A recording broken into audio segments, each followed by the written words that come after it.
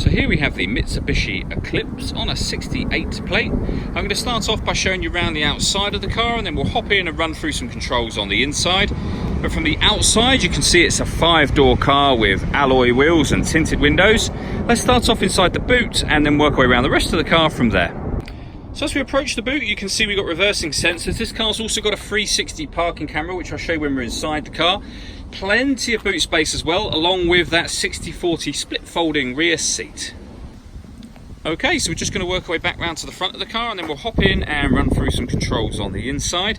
But now that we've done a full circle of it, you can see it's in excellent condition the whole way round.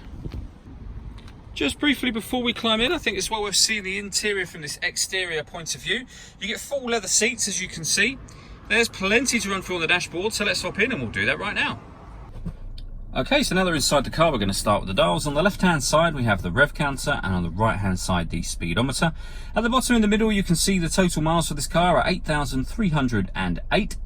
Above that, you've got the P for park. That's let you know what gear this car is currently in. If we back out to the steering wheel, on the right-hand side, we've got cruise control and speed limiter. This car is also able to maintain a safe distance between itself and the car in front. There's a video showing how that works on both our website and on our Facebook page. On the left-hand side, we've got stereo controls, and we've got voice activation for the phone as well. The button above that is for the 360 parking camera, which we'll come back to in just a moment. And then behind the steering wheel, we have the paddles, as you can see, the minus and the plus on the other side. That is so that you can change gear manually with this automatic gearbox. Over in the center, we have the touchscreen for the car. So you can connect up a smartphone for certain apps. We can go to the home screen.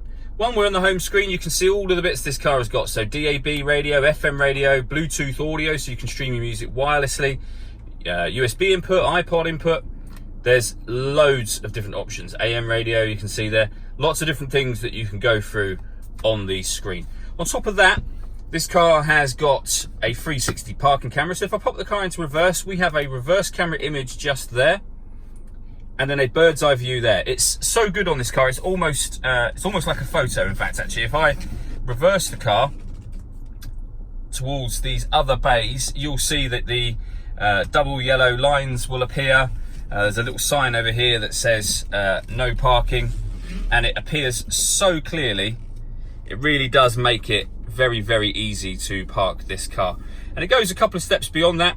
You can have a view of the front passenger side wheel. You can also have a front facing camera on the right hand side. So we've got front and rear cameras, as well as the bird's eye view and the passenger side wheel as well. Working our way down from that, we have the dual zone climate control, so you can adjust the temperature on the driver and passenger sides independently. Fan speed up and down from here. When you're happy with those settings, you can turn the air conditioning, it's on at the moment, so off or back on again. Or you can hit auto, and the car will maintain the temperatures you've asked for by taking full control of the fan speed, which you can see and hear it doing now. You can override that whenever you wish to. Beneath that, we have two USB inputs. There's a 12-volt charging socket underneath there. The gear lever for the fully automatic gearbox. Driver and passenger heated seats with two different heat settings on either.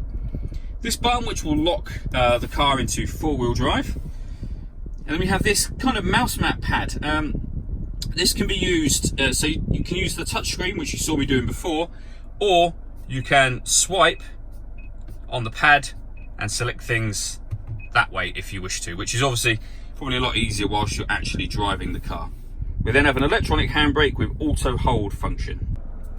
The last thing I want to talk about are the two sunroofs on this car. So both the sun blinds are closed at the moment. There's a button just here that will open up the rear sun blind, and you have a very similar button at the front to open up the front one.